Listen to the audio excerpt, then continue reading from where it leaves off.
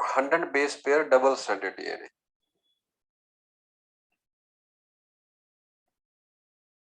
और एक बताया था मैंने आप लोगों को circular 100 base pair double stranded DNA.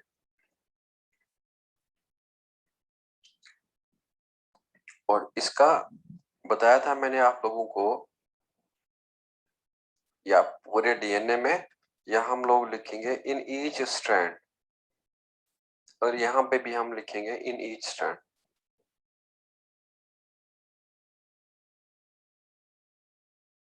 और बच्चों इन ईच स्ट्रैंड में अगर मैं सपोज फॉस्फोईस्टर बॉन्ड देखूं,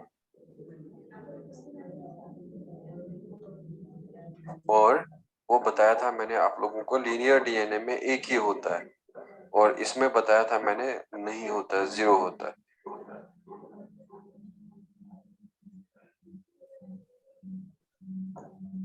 और यहाँ पे बताया था मैंने फॉस्फोडाइस्टर बॉन्ड जो है वो इक्वल होते हैं to the number of nucleotide. Phosphodiester bond बताया था मैंने वो इक्वल होता है to the number of, sorry linear में बताया था phosphodiester bonds are one less than the total number of nucleotide.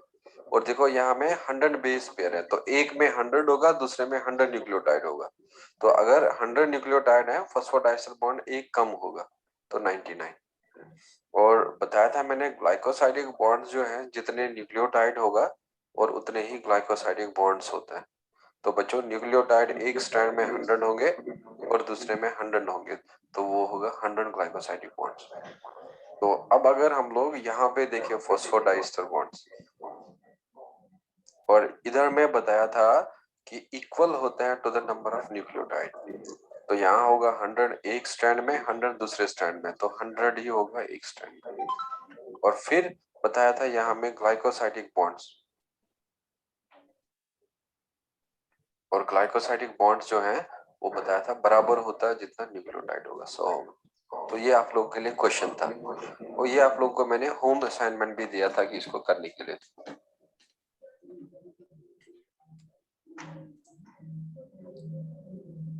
So this was regarding the how to calculate the number of bonds. मैंने आप लोगों को चरगाफ्स रूल बताया था या नहीं?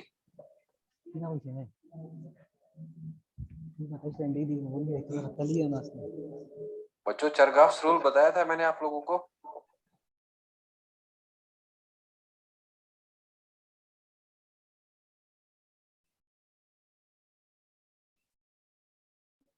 No sir. एक मिनट, जस्ट मुझे चेक करने दो पहले,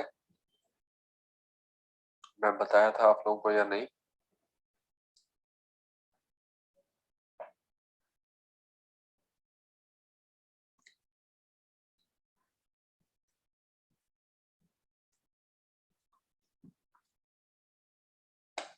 ये हो गया 31st का,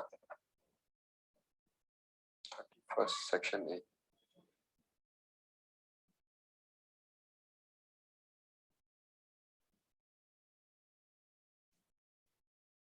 अरे बताया था, क्या कह रहे हैं आप लोग, नहीं बताया? चरगाफ रूल तो बताया हुआ है, बताया था ना मैंने। Sum of purine is equal what? Sum of purine किसके बराबर होता है? Sum of pyrimidine in a double stranded DNA. तो ये आप लोगों को मैं बता चुका हूं।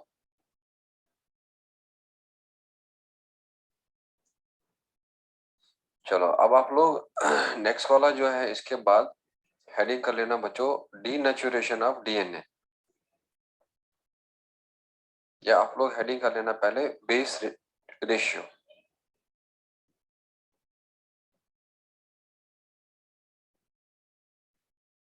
और बेस रेशियो लिख लेना आप, ये सारा डीएनए के साथ ही है, अभी मैंने आरएनए आप लोगों को नहीं पढ़ाया, खाली डीएनए पढ़ाया है। सो बेस रेशियो में लिख लेना the ratio of AT, the ratio of AT and CG base pairs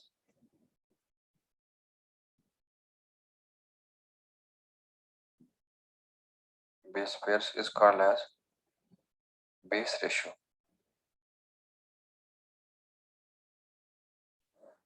और बच्चों ये बेस रेशियो इसीलिए बराबर होगा अगर ए टी बेस पेयर है, ए टी के साथ पेयर करता है, और बच्चों सी जो है जी के साथ पेयर करता है, तो इन दोनों का रेशियो जो है उसको हम लोग बेस रेशियो कहते हैं। और लिख लेना base ratio is base ratio is specific for a specific species,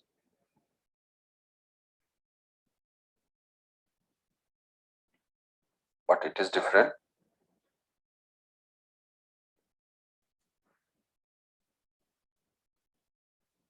different between two species.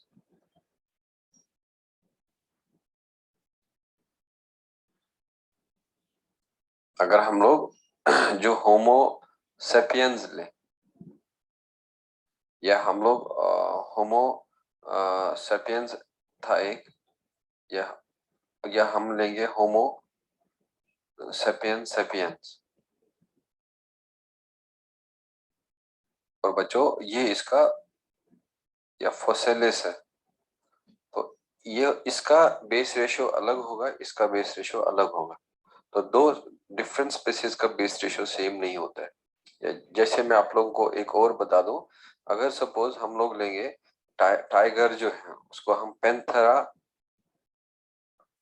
Tigris कहते हैं, और बच्चों लाइन जो है उसको हम पेंथेरा लियो कहते हैं, और जो ये दूसरा वर्ड होता है ना, ये इसको स्पीसीज कहते हैं, और जो ये है इसको जीनस कहते हैं।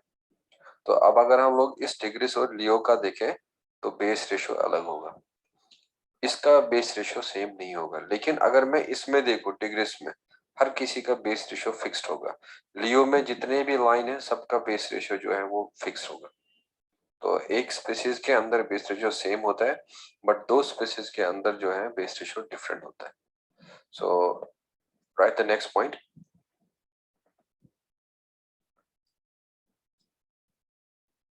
Prokaryotes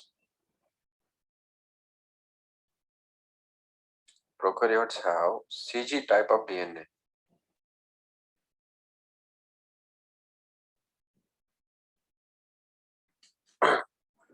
Prokaryotes have CG type of DNA as CG base pairs are more than 80 base pairs.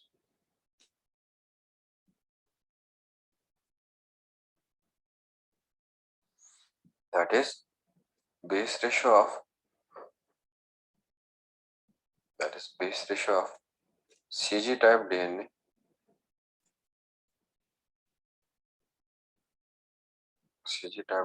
is greater than 1. Sorry, less than 1.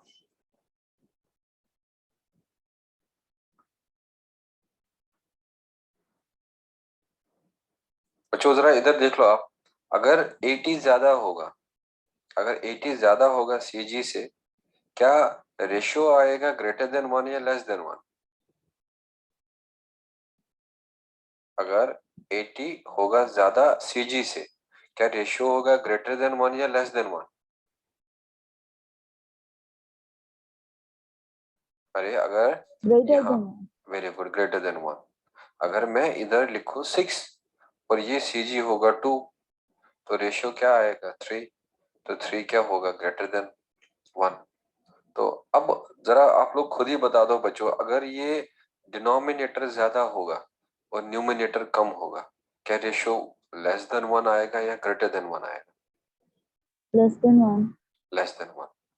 तो अब जो प्रोकैरियोट होता है, तो प्रोकैरियोट में ये वाला कंटेंट ज्यादा होता है, और प्रोकैरियोट में ये वाला कंटेंट कम होता है डीएनए में। तो इसका मतलब जब ये ज्यादा है तो प्रोकैरियोटिक का डीएनए का बेस रेशियो लेस देन 1 होगा।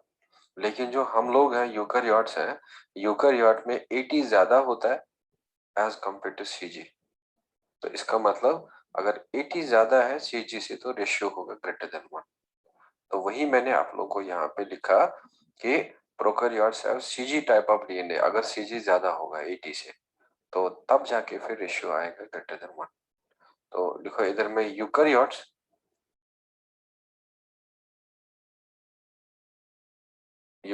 have 80 type DNA.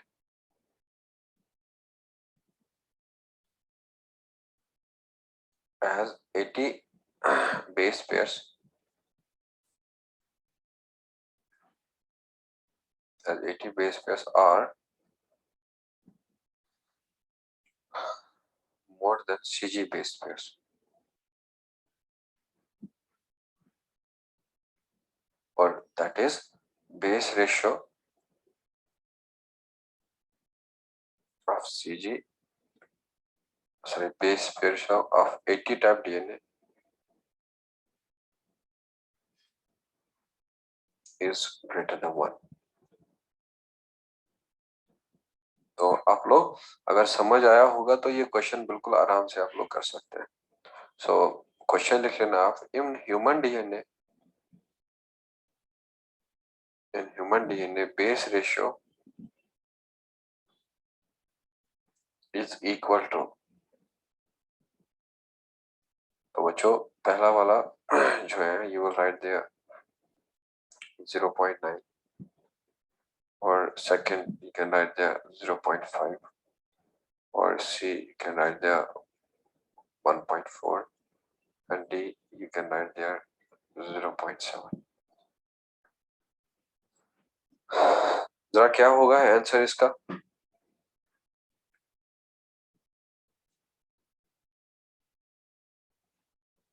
What will be the answer for this question? क्या ह्यूमन प्रोकैरियोट है या ह्यूमन यूकैरियोट है?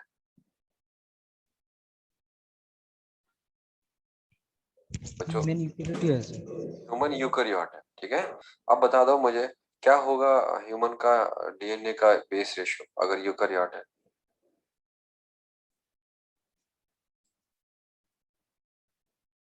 अरे इसमें इतना क्या समझना है भाई, इसमें इतना क्या सोचना है?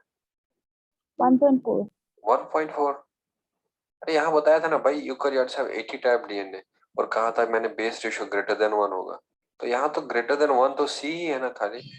तो बाकी देखो less than 1, less than 1, less than 1, तो खाली एक ही ऑप्शन ग्रेटर देन 1 है.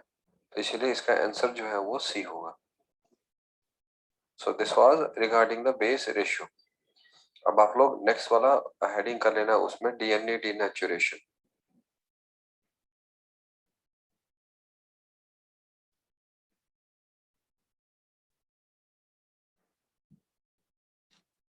डीएनए डीनेचुरेशन और डीएनए डीनेचुरेशन में लिख लेना the loss of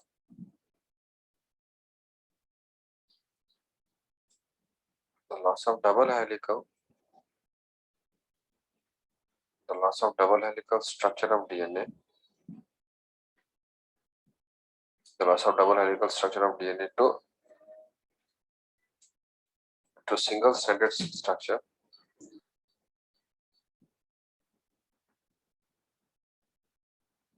to single stranded DNA by the treatment of heat,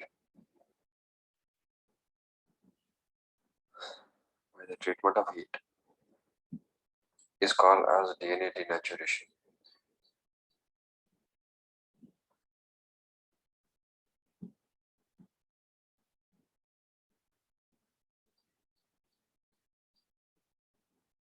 The loss of double helical structure of DNA to single stranded DNA by the treatment of heat is called as DNA denaturation. बच्चों DNA double stranded होगा, अगर हम लोग इसको heat देंगे तो वो खुल जाता है, वो सिंगल स्ट्रैंडेड होगा. क्या कोई बच्चा बताएगा मुझे अगर double stranded DNA single stranded में कन्वर्ट हो जाए कौन से बॉन्ड्स ब्रेक हो जाएंगे? Which bonds will be broken during the denaturation? बच्चों double stranded single stranded DNA को कौन कनेक्ट करके रहता है और बनाता है डबल स्ट्रैंडेड डीएनए? चलो लिखो during DNA denaturation, during denaturation hydrogen bonds are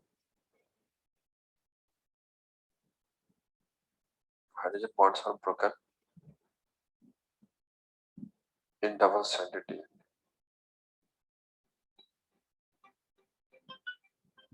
hydrogen bonds are broken during in double stranded DNA.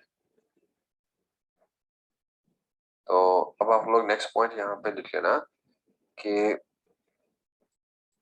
DNA denaturation, आप लोगों को मैंने प्रोटीन डिनेचुरेशन पढ़ाया था, तो डीएनए डिनेचुरेशन भी याद रख लेना। डीएनए प्रोटीन डिनेचुरेशन इरिवर्सिबल था और डीएनए डिनेचुरेशन होता है reversible.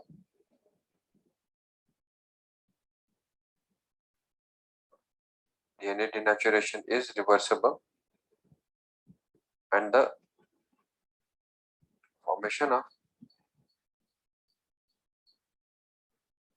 the formation of double stranded DNA from denatured single stranded DNA on slow cooling is called as DNA renaturation। बच्चों आप लोगों को मैंने प्रोटीन डिनेचुरेशन बताया था, इरिवर्सिबल होता है। कहा था जब अंडा तोड़ेंगे हम, ऑमलेट बनाएंगे, ऑमलेट को हम अंडा वापस नहीं बना सकते क्योंकि उसमें प्रोटीन डिनेचुरेशन होता है। तो यहाँ में लेकिन डीएनए डिनेचुरेशन रिवर्सिबल है और हम लोग वापस बना सकते हैं double stranded DNA from single stranded DNA, लेकिन कंडीशन क्या है, और हमें स्लोली उसको कूल करना है, एकदम से हमें ठंडा नहीं करना है, धीरे धीरे कूल करना है। और धीरे धीरे कूल करने से हाइड्रोजन बॉन्ड वापस बनेगा और बन जाएगा डबल स्ट्रैंडेड डीएनए।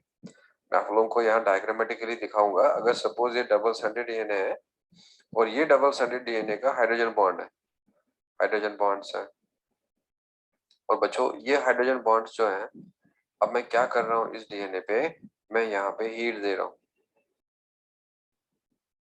और ये hydrogen bonds non covalent bonds हैं और ये टूट जाएंगे और टूटने के बाद जो है ये डीएनए जो डबल स्ट्रैंडेड था ये खुल जाएगा बच्चों और ये हो जाएगा सिंगल स्ट्रैंडेड।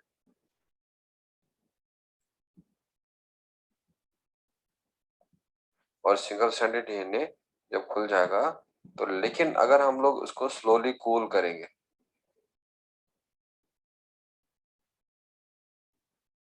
और ये डीएनए वापस डबल स्ट्रैंडेड बन सकता है, तो उस प्रोसेस को कहते हैं डीएनए रीनेचुरेशन। दैट मीन्स ये डबल स्ट्रैंडेड डीएनए वापस कन्वर्ट होगा और बन जाएगा सिंगल स्ट्रैंडेड डीएनए।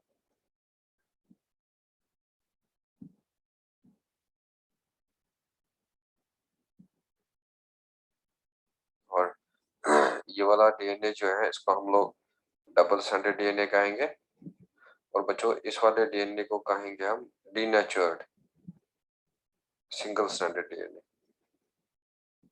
और ये कहेंगे हम रीनेचर्ड डबल स्ट्रैंडेड डीएनए।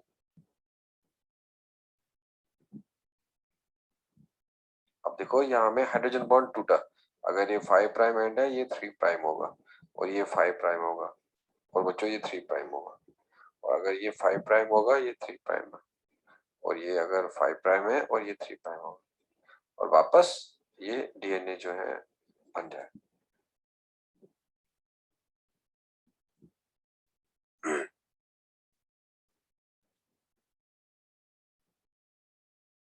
ये क्लियर हो गया?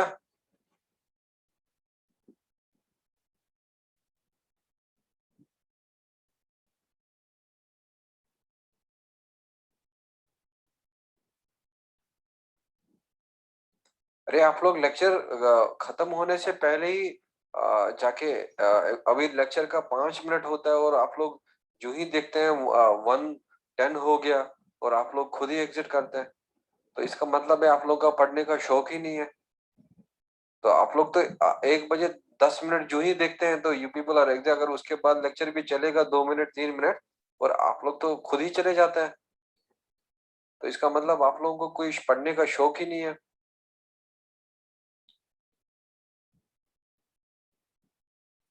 आप लोग बराबर जब तक लेक्चर एंड में मीटिंग करूं एंड, और तब तक आप लोगों को रहना है और जब मैं मीटिंग एंड करूंगा उस वक्त लीव करना है।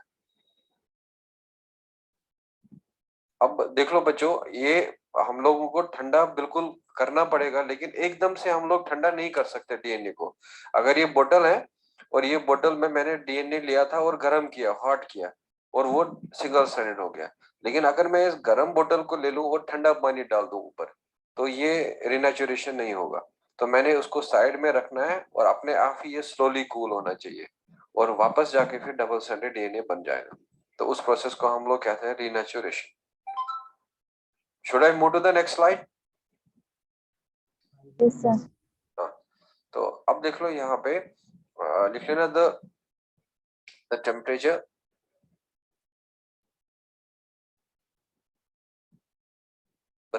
at which half of the DNA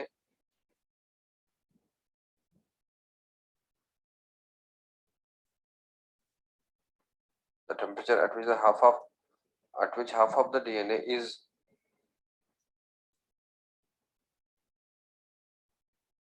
denatured is called as melting temperature.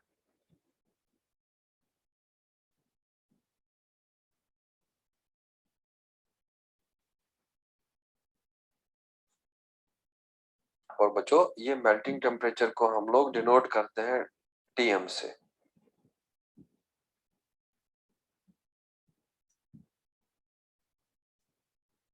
जब भी डीएनए हाफ खुल जाएगा, तो अगर बच्चों ये डीएनए है और ये डीएनए का सपोज लेंथ मैं मान लूंगा ये 20 एंगस्ट्रॉम है इस डीएनए का लेंथ, और अगर इस डीएनए का 20 एंगस्ट्रॉम लेंथ है, अगर मैं कहूंगा कि इसमें जाके 10 नैनोमीटर 10 एंगस्ट्रॉम जो है वो डीनेचर हो रहा है, वो खुल रहा है, और 10 अभी डबल स्टैंडर्ड है, तो हम लोग कहेंगे जब 10 एंगस्ट्रॉम बन जाएगा सिंगल स्टैंडर्ड, तो वो टेम्परेचर को कहेंगे हम मेल्टिंग टेम्परेचर।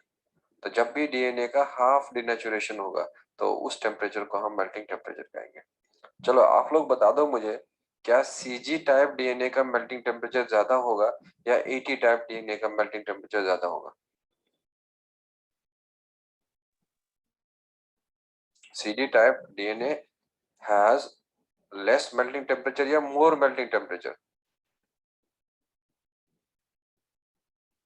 चलो इस फिल इन द ब्लैंक को आप खुद ये कर लेंगे फिल। हैज मोर या हाई या लो या less melting temperature than 80 type DNA, because CG type DNA has मोर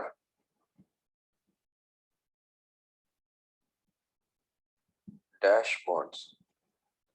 चलो मैं आप लोगों को थोड़ा हिंट दूंगा।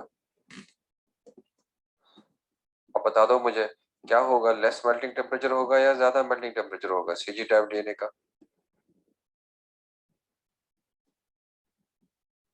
सीजी टाइप डीएनए में क्या ज्यादा होता है? Hydrogen bonds.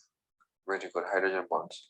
ये देखो सीजी टाइप डीएनए अभी बताया था, सीजी टाइप डीएनए जिसमें सीजी ज्यादा होगा और एटी जिसमें ज्यादा होगा, वो एटी टाइप डीएनए।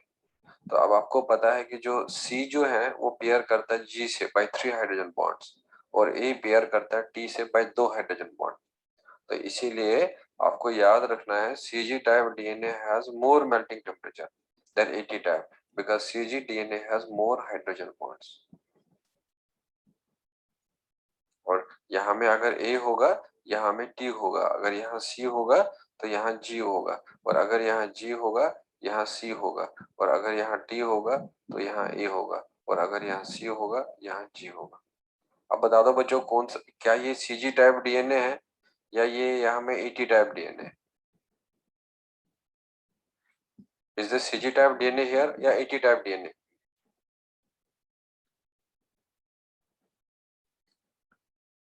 नाजमीन आप बता दो, क्या ये सीजी टाइप डीएनए है या एटी टाइप डीएनए है?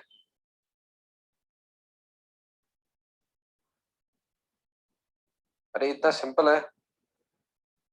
यहाँ में देखो सीजी बेस पेयर एक है, फिर दूसरा सीजी बेस पेयर है, और फिर तीसरा सीजी बेस पेयर है। देखो एटी बेस पेयर दो ही है, एक ये है एक ये दो है, ये दो है इधर टोटल, और बच्चों ये तीन है। अब बता दो, क्या इस डीएनए में सीजी ज्यादा है या एटी ज्यादा है? सीजी से। सीजी ज्यादा है तो क्या होगा, ये सीजी टाइप डीएनए। अब देखो इस सीजी टाइप डीएनए में हाइड्रोजन बॉन्ड ज्यादा होगा, तो हाइड्रोजन बॉन्ड तोड़ने के लिए हमें हीट ज्यादा चाहिए, और जब हीट ज्यादा चाहिए इसीलिए melting temperature CG type DNA का ज्यादा होता है as compare to the AT type DNA. So this was regarding the melting temperature and this was everything about the DNA, जो आप लोगों को मेनली जो पॉइंट्स याद रखना होता है। तो अब हम लोग सेकेंड न्यूक्लिक एसिड की तरफ जाएंगे एंड दैट इज आरएनए। और आरएनए में लिख लेना आप ribonucleic acid.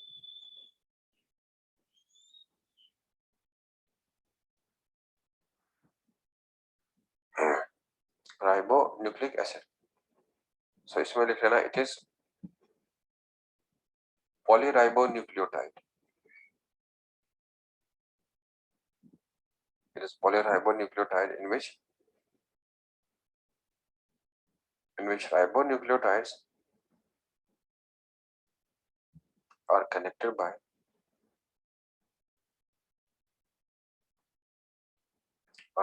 by 3 prime 5 prime phosphodiester bonds.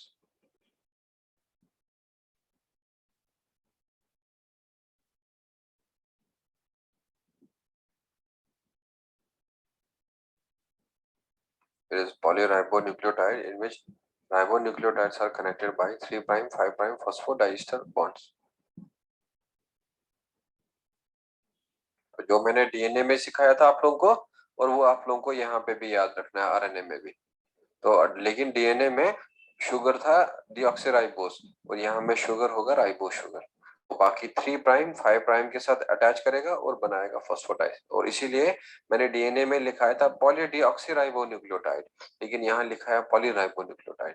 और डीएनए में मैं इधर लिखा था डीऑक्सीराइबोन्यूक्लियोटाइड, लेकिन यहाँ मैं लिखा राइबोन्यूक्लियोटाइड्स, और बॉन्ड सेम होगा और खाली इन राइबोस और डीऑक्सीराइबोस का फर्क होगा।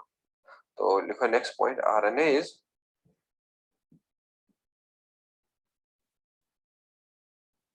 is generally single stranded.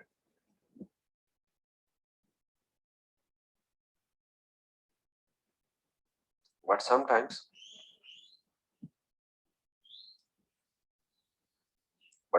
it forms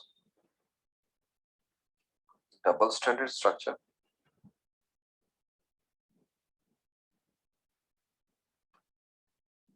It forms double stranded structure which is called as hairpin loop structure.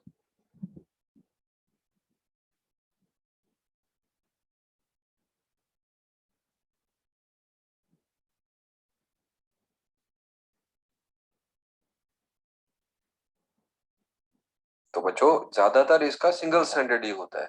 अगर आप लोगों को कभी एग्जाम में आएगा draw the structure of RNA, तो आप लोग वही वाला बना देना जो डीएनए का मैंने सिखाया था, और लेकिन उस जगह में राइबो डीऑक्सीराइबोस की जगह में राइबोस डालना है और बाकी स्ट्रक्चर वही होगा। और ये ज्यादातर सिंगल स्टैंडर्ड होता है, और बट कभी कभार ये डबल स्टैंडर्ड स्ट्रक्चर बनाता है, और उस डबल स्टैंडर्ड स्ट्रक्चर को कहते हैं hairpin loop structure. Should I turn to the next page?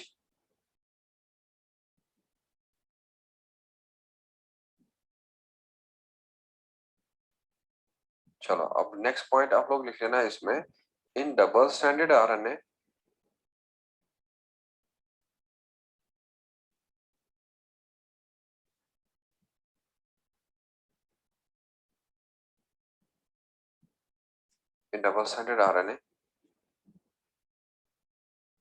C pairs with G by 3 hydrogen bonds.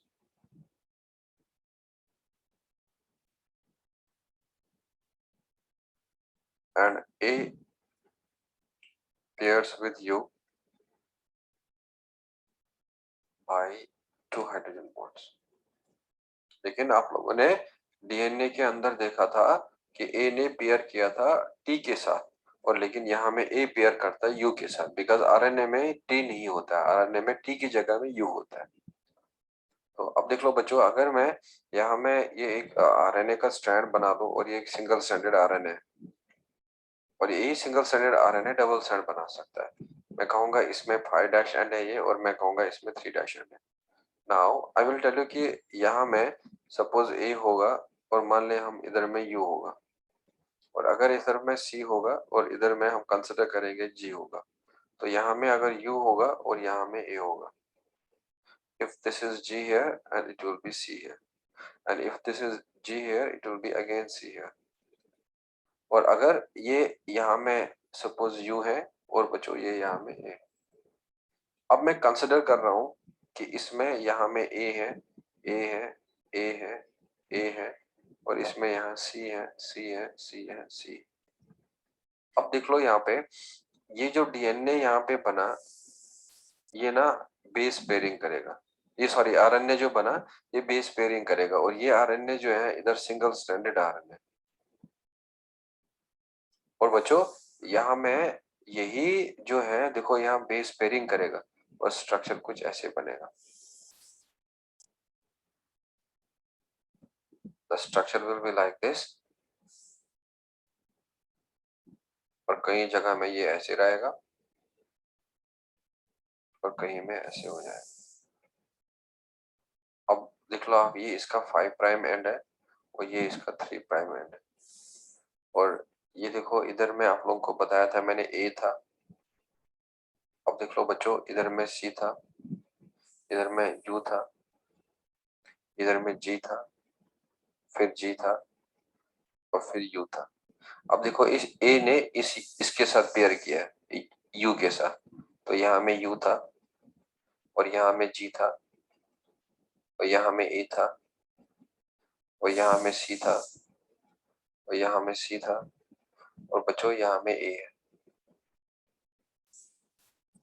तो अब देखो ये ए इस यू के साथ पेयर करेगा, 2 हाइड्रोजन बॉन्ड, और ये 3 हाइड्रोजन बॉन्ड, ये 2 हाइड्रोजन बॉन्ड, ये 3 हाइड्रोजन बॉन्ड, ये 3 हाइड्रोजन बॉन्ड, और ये 2 हाइड्रोजन बॉन्ड, और यहाँ में ये बाकी बेस पेयर आएगा। देखो इधर में ए है तो मैं लिखूंगा ए ए ए ए, और इधर में क्या था सी सी सी सी। अब आप लोग को पता है कि ये ए जो है ये इस सी के साथ पेयर नहीं करता है, ये इसके साथ पेयर नहीं करेगा, ये इसके साथ पेयर नहीं करेगा, ये इसके साथ पेयर नहीं करेगा, बिकॉज ए और सी के बीच में पेयर नहीं हो रहा है। लेकिन ये वाला पार्ट जो इधर था और ये वाला पार्ट इसके कॉम्प्लीमेंट्री था, तो इसीलिए इसने इसके साथ रिएक्ट किया, इसने इसके साथ रिएक्ट किया, और इसने इसके साथ रिएक्ट किया, और इसने जाके इधर रिएक्ट किया, और इसने इसके साथ रिएक्ट किया, और इसने यहाँ पे इसके साथ रिएक्ट किया, और बनाया ऐसा स्ट्रक्चर। तो अब जो लड़कियां जो है गर्ल्स जो हेयर में लगाती है हेयर पिन, और वो हेयर पिन ऐसे रहता है। तो बच्चों इसीलिए इस आरएनए के जो ये डबल स्टैंडर्ड स्ट्रक्चर है इसको हम लोग हेयर पिन स्ट्रक्चर कहते हैं। तो यहाँ में आप लोग लिख लेना हेयर पिन लूप स्ट्रक्चर।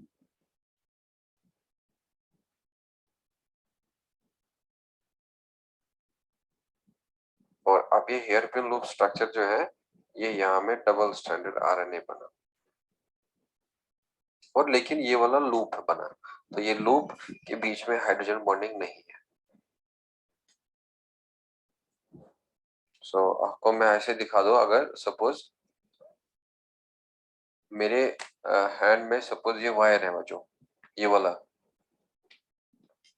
ये वायर है मेरे पास, और इस वायर को मैं क्या है ये सिंगल स्ट्रैंडेड है, तो अब इस वायर को मैं फोल्ड करूंगा और इसको मैं इधर में थोड़ा प्रेस करूंगा यहाँ में, और जब मैंने प्रेस किया देखो यहाँ में 2 स्ट्रैंड बन रहा है, ये वाला 2 प्रेस किया 2 स्ट्रैंड है, लेकिन जहां मैं प्रेस नहीं करूंगा वो लूप जैसा रहेगा, और ये लूप है।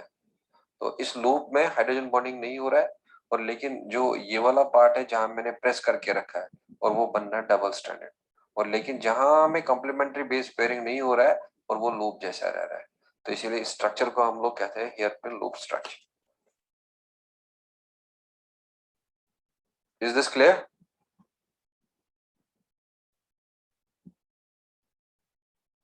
Yes sir.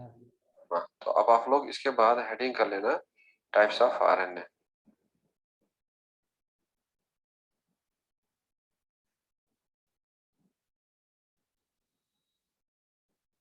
तो इसमें लिख लेना RNA is of two types.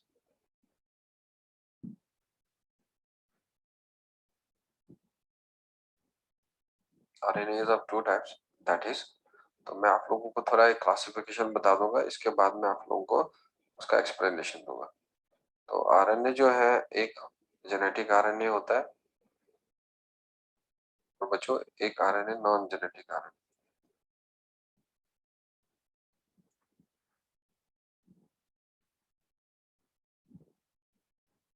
और इसमें लिख लेना here RNA acts as genetic material।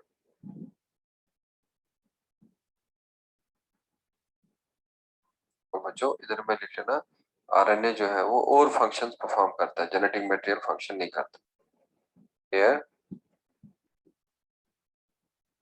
RNA performs some other functions.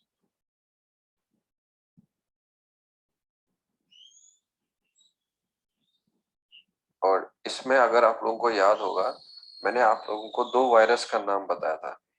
एक वायरस आप लोगों को बताया था मैंने, रियो वायरस, और बच्चों एक वायरस आप लोगों को बताया था मैंने टीएमवी, टोबैको मोज़ैक वायरस। और इसमें जो तीन तरह के आरएनए आएगा, एक आरएनए आप लोगों को याद रखना है आरआरएनए, और दूसरा आप लोगों को याद रखना है टीआरएनए, और तीसरा आप लोगों को याद रखना है mRNA. And it is here RNA acts as genetic material, example होगा रियो वायरस, टीएमवी। और here RNA perform some other functions, और इसमें आप लोग लिखना एग्जांपल है आरआरएनए, टीआरएनए, एमआरएनए।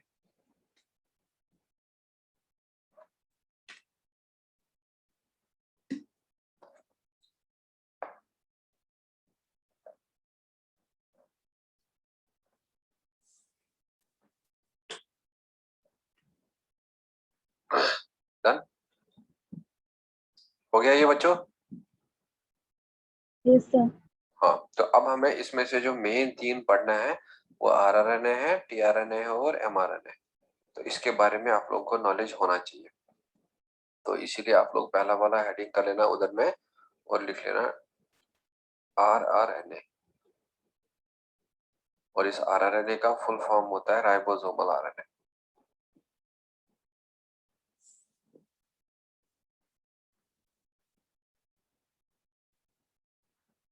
और इसमें आप लोग लिख लेना पहले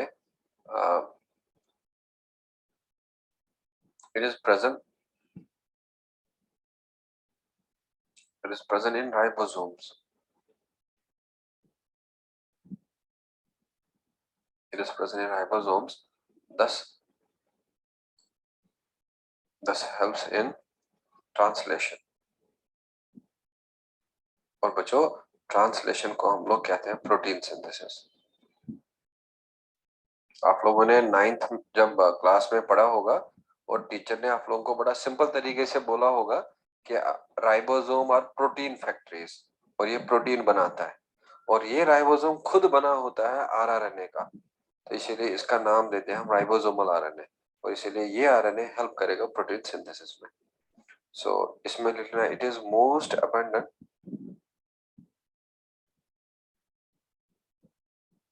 it is most abundant RNA and comprises 75 to 85% of total RNA। तो बच्चों राइबोसोम सेल के साइटोप्लाज्म में होता है, और जब सेल के साइटोप्लाज्म में होगा तो वहां में क्या होगा, साइटोप्लाज्म बड़ा अनस्टेबल होता है, तो इस लेकिन ये आरएनए वहां स्टेबल रहता है। तो इसीलिए हम लोग कह सकते हैं कि it is most stable type of RNA,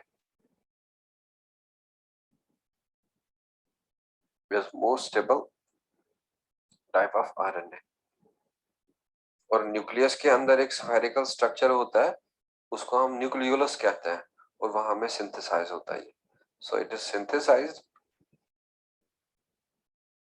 synthesized in nucleolus. और ये पॉइंट बड़ा इंपॉर्टेंट है इसका, it is synthesised in nucleolus. तो नेक्स्ट पॉइंट लिख लेना आप, प्रोकैरियोटिक राइबोसोम्स। बच्चों प्रोकैरियोटिक राइबोसोम जो है वो होता है 70s ribosomes. Prokaryotic ribosomes, that is 70s ribosomes, have three types of RNA.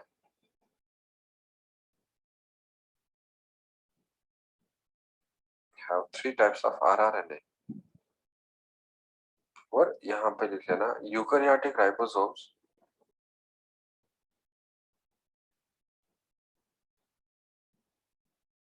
Eukaryote में जो राइबोसोम होता है and that is ATS ribosome.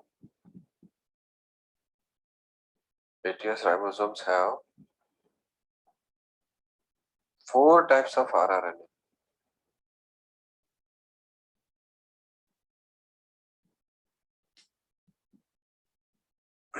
तो यूकैरियोट में 4 तरह का rRNA होता है और प्रोकैरियोट में 3 तरह का rRNA होता है।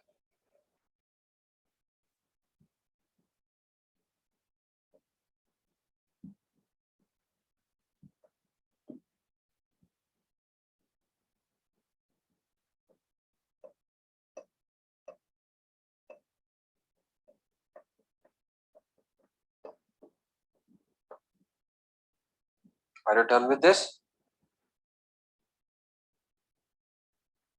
Yes, sir. बच्चों हाँ, तो अब मैं आप लोगों को देखो, आप लोगों ने सेल बायोलॉजी में पढ़ा होगा कि जो राइबोसोम जो है वो 2 राइबोसोम होता है। एक को हम लोग कहते हैं 70s राइबोसोम और एक को कहते हैं हम लोग 80s राइबोसोम। और ऐसे हम लोग राइबोसोम का स्ट्रक्चर बनाते हैं। तो बच्चों ये मैं मान लूंगा फिलहाल, सपोज ये 80s राइबोसोम्स है और ये वाला मानेंगे हम दिस आर 70s राइबोसोम और ये वाला ribosome 80s ribosome. 80s ribosome present होता है यूकैरियोट में और 70s राइबोसोम प्रेजेंट होता है प्रोकैरियोट में। लेकिन क्लोरोप्लास्ट और माइटोकॉन्ड्रिया में भी अपना राइबोसोम होता है और वो 70s टाइप का होता है। अब देख लो, इस सब यूनिट को हम लोग कहते हैं स्मॉलर सब यूनिट। राइबोसोम का स्मॉलर सब यूनिट है और इस वाले सब यूनिट को हम लोग कहते हैं लार्जर सब यूनिट। और ये स्मॉलर सब यूनिट का नाम जो है बच्चों, इसको हम लोग कहते हैं 30s, ये वाला। और जो ये वाला होगा और इसको हम लोग कहते हैं 50s। और जो इसका स्मॉलर सब यूनिट होगा इसको हम लोग 40s कहते हैं। और जो इसका बड़ा वाला सब यूनिट होता है इसको 60s कहते हैं। और ये 70s, यहाँ पे आपको सम नहीं करना है, 30 + 50 नहीं करना है। 30 + 50 हो गया 80, तो यहाँ में 40 + 60 हो गया 100, वो नहीं करना है। इसको हम लोग 80s कहते हैं, लेकिन इसका सब यूनिट जो है वो उनका यूनिट अलग अलग होता है। एक का 40 होता है, एक 60, लेकिन जब ये मिलते हैं तो इनका यूनिट 80 बनता है। लेकिन जब अलग अलग रहता है, इसका अलग 40 रहता है, इसका अलग 60 रहता है। तो अब देख लो, मैंने आप लोगों को कहा कि जो ये वाला सब यूनिट है इसमें 70s राइबोसोम में 3 तरह का आरआरएनए है। तो इसमें जो आरआरएनए होता है उसका नाम है 16S आरआरएनए। और बच्चों इसमें दूसरा वाला जो आरआरएनए होगा उसको 5S आरआरएनए कहते हैं। और इसमें 23S आरआरएनए होगा। और इसमें 18S आरआरएनए होता है। और इसमें आप लोगों को याद रखना है 5S आरआरएनए होता है और 5.8S आरआरएनए होता है। और बच्चों इसमें प्रेजेंट होता है 28S rRNA. Sir yes 30s और 50s कैसा हुआ सर, समझ में नहीं आया सर। मैं अभी आपको समझा दूंगा। मैं आपको, आप बस ये लिख लो पहले, मैं आपको ये सेंटेंस समझा रहा हूँ। प्रोकैरियोटिक राइबोसोम में कितना टाइप्स ऑफ आरआरएनए होता है? 3। और यूकैरियोटिक राइबोसोम में बच्चों कितना सब यूनिट होता है? 80s sir. पहले आप ये याद रखना, जो मैंने प्रोकैरियोटिक राइबोसोम में कितने तरह का आरआरएनए होता है? 3। 3 सर। और 80S राइबोसोम में कितना टाइप ऑफ आरएनए होता है? 4 सर। 4। तो वही मैंने आपको यहाँ दिखाया कि जो ये स्मॉलर सब यूनिट है इसमें होता है 16S, इसमें होता है 5S, इसमें होगा 23S, मतलब 3 तरह का। और इसमें 1 2 3 4, इसमें 4 तरह का। तो अब आप लोग को याद रखना है प्रोकैरियोट में होता है 3 तरह का और इसमें यूकैरियोट में होगा 4 तरह का।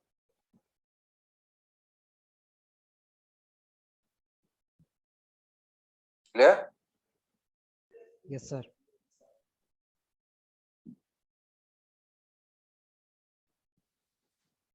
तो अब देख लो, आप यहाँ पे मैं आपको समझा देता, ये तो क्लियर हो गया कि कौन से कितना। ये वाला सब यूनिट होगा 30S, ये वाला। अब मान लो, देखो मैं आपको समझा देता हूँ। मान लो ये एक मकान है और ये मकान का मान लो आप, ये एक फ्लोर है और ये मान लो मकान का दूसरा फ्लोर है। इसी तरीके से ये भी एक हाउस है, इसका भी एक फ्लोर है, ये दूसरा फ्लोर है। तो बच्चों, इस मकान के फ्लोर के बनाने के लिए हमने खाली मान लो ब्रिक्स यूज किया, और इसमें हमें बनाने के लिए स्टोन भी यूज किया, और इसमें हमने ब्रिक भी यूज किया।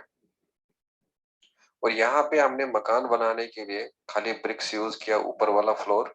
और यहाँ में हमने यूज किया ब्रिक्स को भी, और यहाँ पे हमने यूज किया स्टोन को भी, और यहाँ पे हमने यूज किया मार्बल को भी।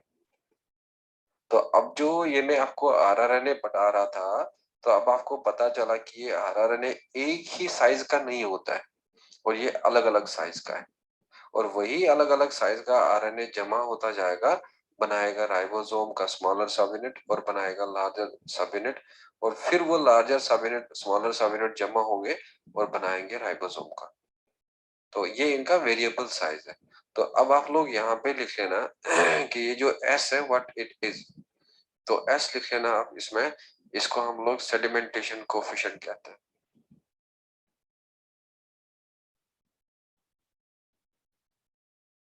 और बच्चों, या हम इसे स्वेटबर्ग यूनिट कहते हैं। और ये होता है बराबर 10⁻⁻13 seconds.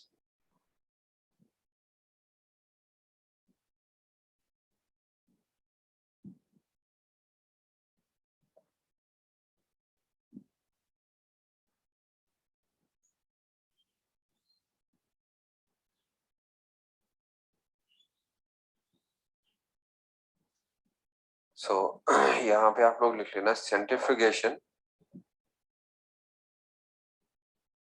is the separation technique.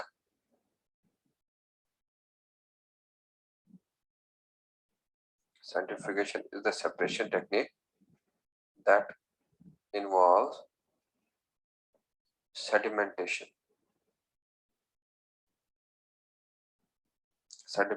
of particles और या sedimentation of molecules.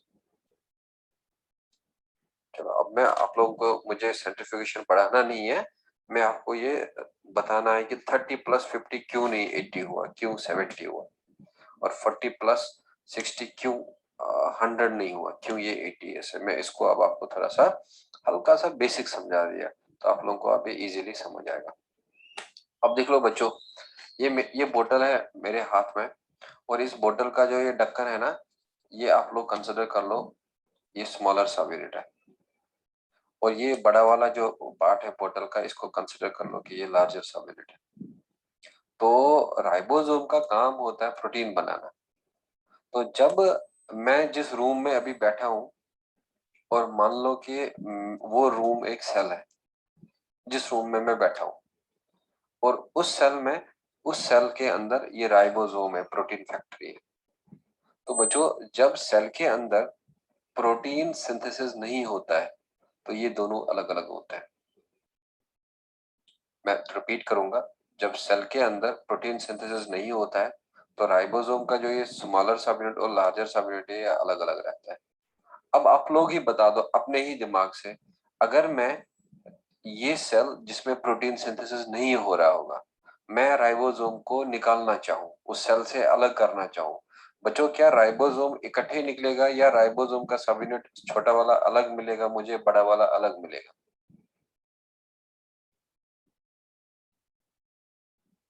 अब आप लोग अगर आंसर दे पाए मतलब समझ रहे हैं, अलग में से।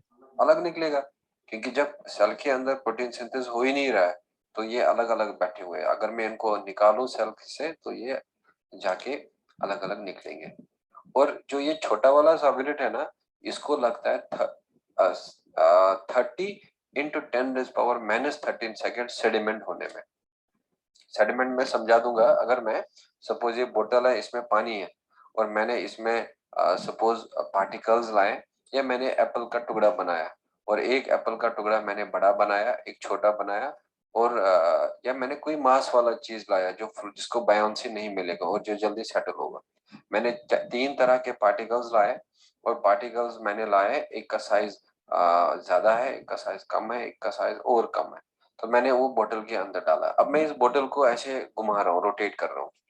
तो जब मैं रोटेट करूंगा इस बोतल को तो वो पार्टिकल सेटल डाउन होंगे on the basis of their density. तो जो सबसे ज्यादा डेंस होगा पार्टिकल वो नीचे जाएगा, और फिर जो थोड़ा सा कम होगा ऊपर आएगा, फिर सबसे कम वाला ऊपर आएगा। तो इस प्रोसेस को जहां में हम रोटेट करते हैं चीजों को और उस रोटेशन से अलग होते हैं डिफरेंट मॉलिक्यूल्स, उसको सेंट्रीफ्यूगेशन कहते हैं। अब अगर मैंने सेल लिया जिसमें प्रोटीन सिंथेसिस नहीं हो रहा होगा तो राइबोसोम के स्मॉलर सब यूनिट को लगता है 30 × 10⁻⁻13 अलग होने में, और बड़े वाले सब यूनिट को लगता है 6 या 50 × 10⁻⁻13। तो अब देख लो बच्चों, अगर इस रूम में मैं बैठा हूँ उसमें प्रोटीन सिंथेसिस हो रहा है, तो प्रोटीन सिंथेसिस के समय ये दोनों सब यूनिट इकट्ठे होते हैं, एक साथ होते हैं। तो जब ये एक दूसरे के साथ टच करेंगे तो ये एक दूसरे का शेप चेंज करते हैं। तो सेंट्रीफ्यूगेशन जो प्रोसेस है वो शेप पे भी डिपेंड होता है। तो इसीलिए जब राइबोसोम के दोनों सब यूनिट इकट्ठे होंगे तो शेप चेंज होता है। तो शेप चेंज होने की वजह से उनका 100 नहीं लगता या 80 टाइम नहीं लगता, उनका लगेगा अब 70 × 10⁻⁻13 सेकेंड सेपरेट होने। तो ये लॉजिक है। इसीलिए हम लोग कहते हैं कि 30 + 50 80 है, तो यहाँ क्यों 70 है। तो वो अलग और वो अलग निकलता है, लेकिन जब ये इकट्ठे बैठते हैं दे change each other shape, and दस इनको वो सम से कम समय लगता है और वो होता है 17 × 10⁻⁻13। अब आप लोग समझ गए या नहीं? Yes sir. हाँ, तो अब आप लोग ये वाला पार्ट जो मैं अभी बता रहा हूँ ये मैं थोड़ा मिनिमम बताना है। जब आप लोग 12th में जाएंगे ना तो 12th में आप लोगों को मॉलिक्यूलर बायोलॉजी पढ़ना है, और मॉलिक्यूलर बायोलॉजी में आप लोगों को प्रोटीन सिंथेसिस पढ़ना है। तो इनके बारे में आपको और बहुत सारी चीजें बताई जाएंगी। तो फिलहाल मेरा जो काम है वो बेसिक सा काम है, वो मुझे समझाना है। तो ये था रिगार्डिंग आरआरएनए के बारे में। और जो राइबोसोम में होता है सबसे अबंडेंट होता है, सबसे स्टेबल होता है, न्यूक्लियोलस के अंदर सिंथेसिस होता है।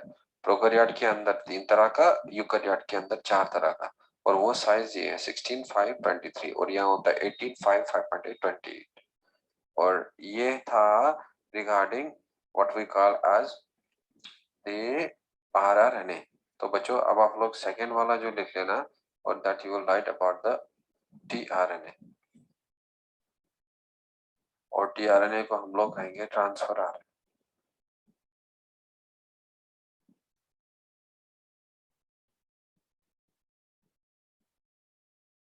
और इसमें लिख लेना it helps in transfer of amino acids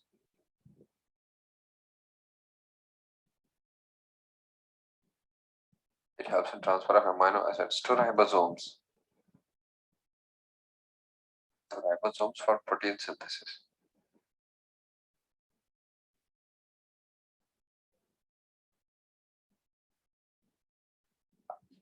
It helps in transfer of amino acids to ribosomes for protein synthesis. चलो आप लोगों को मैंने थोड़ा सा मैं एक डायग्राम आपको समझा देता हूँ, उसमें मैं आपको आरएनए, टीआरएनए और एमआरएनए का काम समझा देता हूँ, तो वो आप लोगों के लिए अच्छा ही रहेगा। तो पहले मैं आपको वो समझा दूंगा, लेकिन ये हमें ज्यादा डिस्क्राइब मैं नहीं करूंगा क्योंकि इसमें बहुत टाइम लगेगा। तो ये आप लोगों को 12th में सीखना है, लेकिन मैं एक मिनिमम लेवल पे आप लोगों को समझाने का कोशिश कर लूंगा।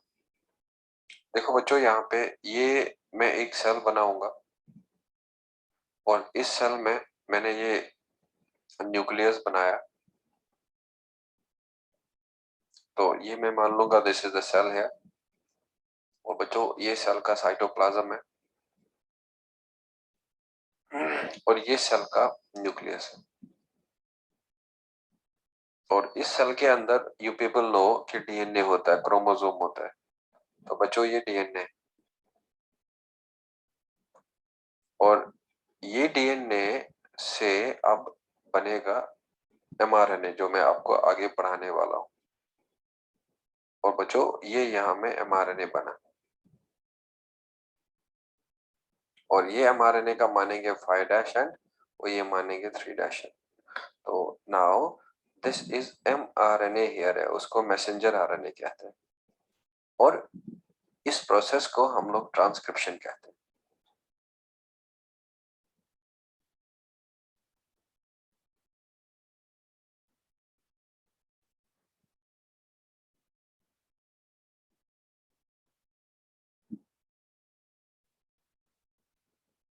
तो डीएनए से आरएनए बनने को ट्रांसक्रिप्शन कहते हैं।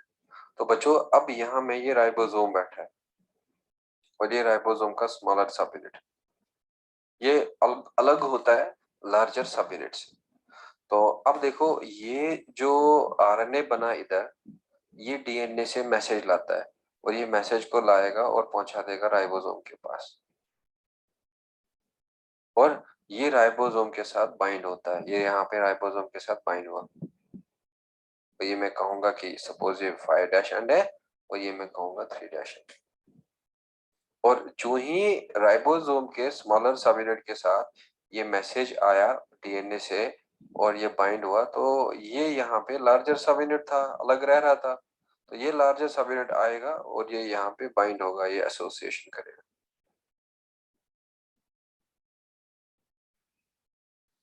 अब इस एमआरएनए ने मैसेज लाया है डीएनए से, कहा है राइबोसोम को कि तुम्हें प्रोटीन बनाना है।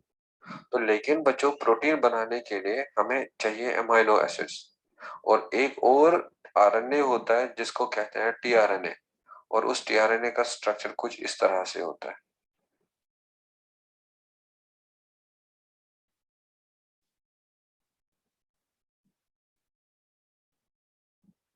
ये टीआरएनए है,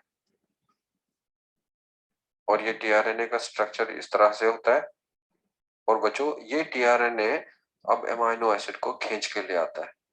तो अब मैं कहूंगा कि ये जो टीआरएनए है ये बाइंड है अमीनो एसिड के साथ,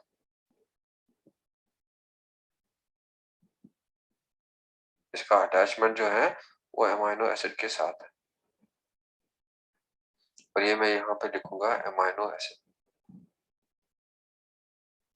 तो अब इसी अमीनो एसिड को लाएगा और ये देगा राइबोसोम को। और बच्चों राइबोसोम इन अमीनो एसिड से अब क्या करेगा, उनको जोड़ देगा, उनका पेप्टाइड बॉन्ड बनाएगा, और जब पेप्टाइड बॉन्ड बनेगा तो वहां से निकल के आएगा प्रोटीन। तो ये यहाँ पे प्रोटीन बन रहा है। तो अब हम इसको नाम देंगे कि ये राइबोसोम ने इधर में प्रोटीन बनाया। तो और ये वाला जो ये टीआरएनए है, तो अब टीआरएनए का काम क्या है, it helps in transfer of amino acids to ribosome for protein synthesis. तो ये टीआरएनए पकड़ के लाता है अमीनो एसिड को, राइबोसोम को देता है, और राइबोसोम उन अमीनो एसिड को जोड़ेगा, बनाएगा प्रोटीन। एंड बच्चों ये वाला ऑर्गेनल जो है ये इधर राइबोसोम।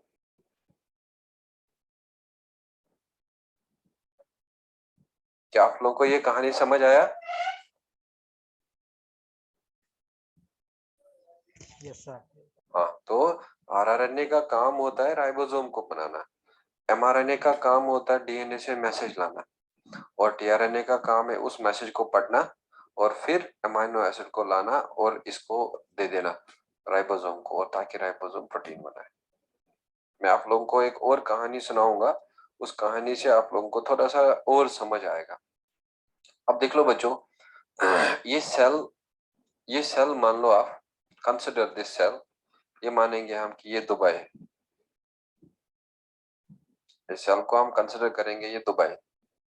और बच्चों ये दुबई शहर है, तो इसमें यहाँ पे एक लोकेशन है और सपोज कोई भी हम लोग जगह लेंगे उधर का, वो मानेंगे हम न्यूक्लियस। दुबई का सपोज सिटी है ए, तो अब उस सिटी ए में जो ये डीएनए है ये मानेंगे हम ये दाऊद इब्राहिम है, डॉन है, ये बैठा हुआ है उधर, सपोज मान लेंगे। अब ये दूसरा जगह है इस वर्ल्ड का, और यहाँ पे इस दाऊद इब्राहिम को कुछ करवाना है। तो अब इसने क्या करा, ये उधर ही बैठा है, उसने अपना मैसेज को दिया एमआरएनए को, और वो कोई आदमी है, वो दुबई से निकला और वर्ल्ड के दूसरी जगह में पहुंचा। और जब वो वर्ल्ड के दूसरी जगह में पहुंचा तो उसने अब हेल्प ले लिया टीआरएनए का, और लेटर उसने उधर से लाया था दाऊद इब्राहिम से, और वो लेटर एमआरएनए है, और इस टीआरएनए को दिया, कहा कि भाई इस लेटर को पढ़ लो। और अब ये टीआरएनए लेटर को पढ़ते जा रहा है, लेटर को पढ़ते जा रहा है, और बाकी आदमी जमा करते जा रहा है। सो लाया एक आदमी, फिर दूसरा, फिर तीसरा, फिर चौथा, और वो आदमी जब आया और उन्होंने सपोज बना लिया, एक कुछ धमाका बनाएंगे हम, चलो एक बॉम्ब बनाया उन्होंने, तो जो ही वो बॉम्ब बना तो वो बॉम्ब फट गया इधर। तो लाइकवाइज ये डीएनए मैसेज देता है एमआरएनए को, और इस मैसेज को पढ़ता है टीआरएनए, और टीआरएनए फिर बाकी बंदों को लाता है, अमाइनो एसिड को लाता है और देता है राइबोसोम को, कहता है कि भाई ये बना लो तुम प्रोटीन। और प्रोटीन बनना मतलब धमाका होना। तो अब वो प्रोटीन कुछ भी हो सकता है, एंजाइम हो सकता है, वो हार्मोन हो सकता है, वो एंटीबॉडी हो सकता है, वो कुछ भी हमारे बॉडी में बनेगा। और ये प्रोसेस जो है, जो ये एमआरएनए बनना इधर, इसको ट्रांसक्रिप्शन कहता है। और बच्चों इस प्रोटीन का बनना इसको कहते हैं ट्रांसलेशन। अब ट्रांसलेशन साइटोप्लाज्म में होता है और ट्रांसक्रिप्शन न्यूक्लियस के अंदर होता है। तो अब इन टीआरएनए का काम है अमाइनो एसिड को लाना, राइबोसोम को देना, ताकि प्रोटीन बन जाए। मैं नेक्स्ट पेज पे चला जाऊं?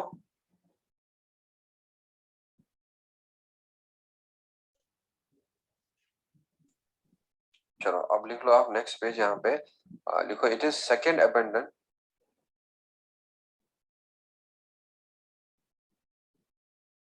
it is second abundant RNA and composes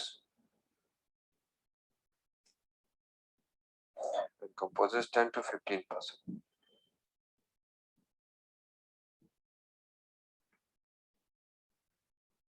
done.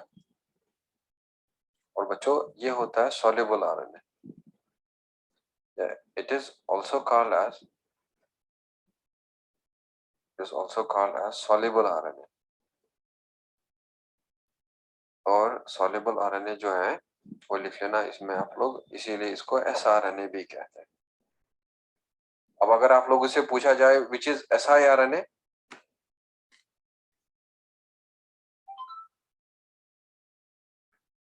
बच्चों अगर आप लोगों से पूछा जाए which is siRNA, tRNA. Very good, tRNA, tRNA को ही हम लोग कहते हैं siRNA। तो बिकॉज ये siRNA जो है ये सॉल्युबल होता है साइटोप्लाज्म में, तो इसीलिए फिर अगर कभी भी पूछा जाए siRNA इज, तो siRNA याद रख लेना, और वो होता है ये tRNA। तो नेक्स्ट पॉइंट जो लिख लेना, ये था टीआरएनए का क्या क्या फंक्शन। ये तो हो गया अमाइनो एसिड का। और अब जब ये टीआरएनए अमाइनो एसिड लाता है ना बच्चों, तो ये इस लार्जर सब यूनिट के साथ बाइंड होता है। तो लिखो इसमें इट बाइंड्स विद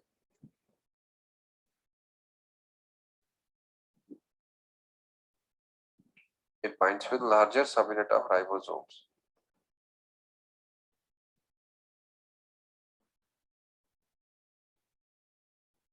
अब आप लोगों में और इसके स्ट्रक्चर के बारे में बता देता तो, लेकिन वो आप लोगों के लिए ज्यादा होगा अगर आप लोग, क्योंकि 12th आप लोगों को पता ही नहीं है, तो अगर मैं वो चीज बता दूं तो आप लोग परेशान हो जाएंगे। तो फिलहाल वो चीजें आप लोग 12th में सीखेंगे। तो फिलहाल मैं नेक्स्ट स्टार्ट कर लूंगा तीसरे वाले को, और वो है एमआरएनए। और इस एमआरएनए को लिख लेना मैसेंजर आरएनए।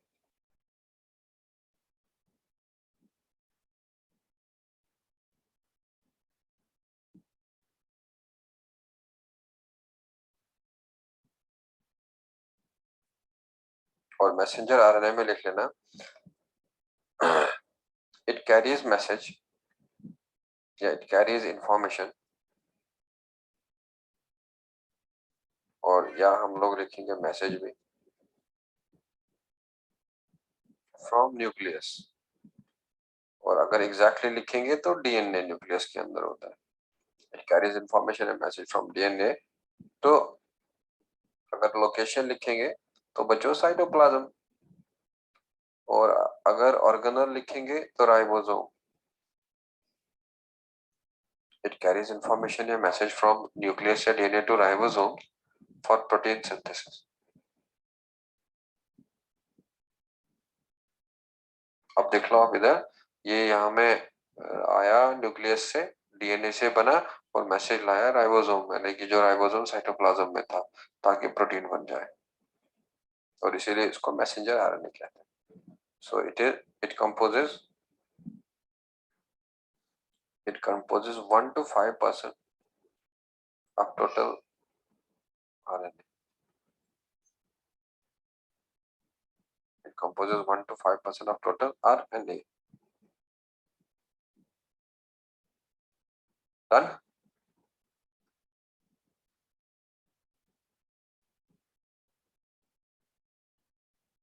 तो इसमें लिख लेना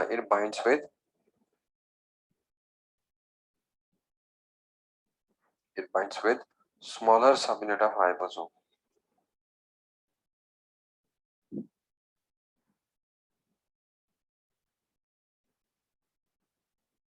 बच्चों ये बनता है खुद न्यूक्लियस में, और उसके प्रोसेस को कहते हैं ट्रांसक्रिप्शन। देखो the synthesis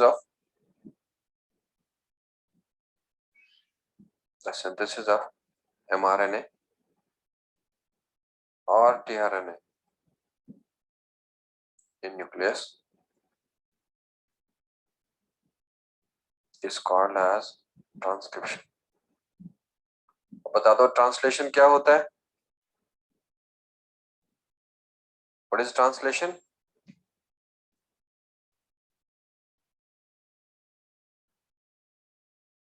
बच्चों ट्रांसलेशन क्या होता है? mRNA से सर प्रोटीन हुआ सर। हाँ वेरी गुड, प्रोटीन बनना। और जरा ट्रांसक्रिप्शन क्या होता है? अब mRNA का बनना। So formation of mRNA from DNA is called as transcription, and formation of protein by ribosome is called as protein synthesis, is called as translation. तो अब आप लोग याद रख लेना, mRNA भी बनता है न्यूक्लियस के अंदर, और आरआरएनए भी, टीआरएनए भी बनता है न्यूक्लियस के अंदर, और लेकिन इस न्यूक्लियस के अंदर एक स्पेरिकल स्ट्रक्चर होता है जिसको हम लोग न्यूक्लियोलस कहते हैं, और वो आरआरएनए जो है वो न्यूक्लियोलस के अंदर बनता है।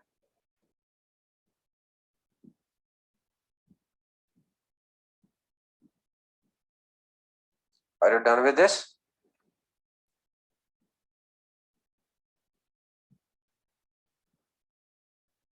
तो ये था न्यूक्लिक एसिड के बारे में। तो अब आप लोगों का जो मेन बायोमोलिक्यूल है वो खत्म हो चुका है। मैंने आपको कार्बोहाइड्रेट बताया, प्रोटीन बता दिया, लिपिड्स बता दिया, न्यूक्लिक एसिड बता दिया। तो अब बायोमोलिक्यूल यूनिट में एक और टॉपिक है, उसको एंजाइम कहते हैं।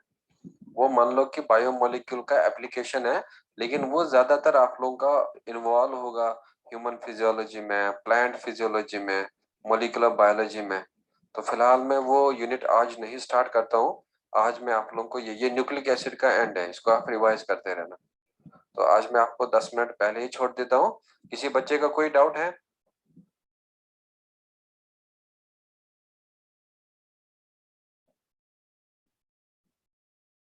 मैं मीटिंग को एंड करूं?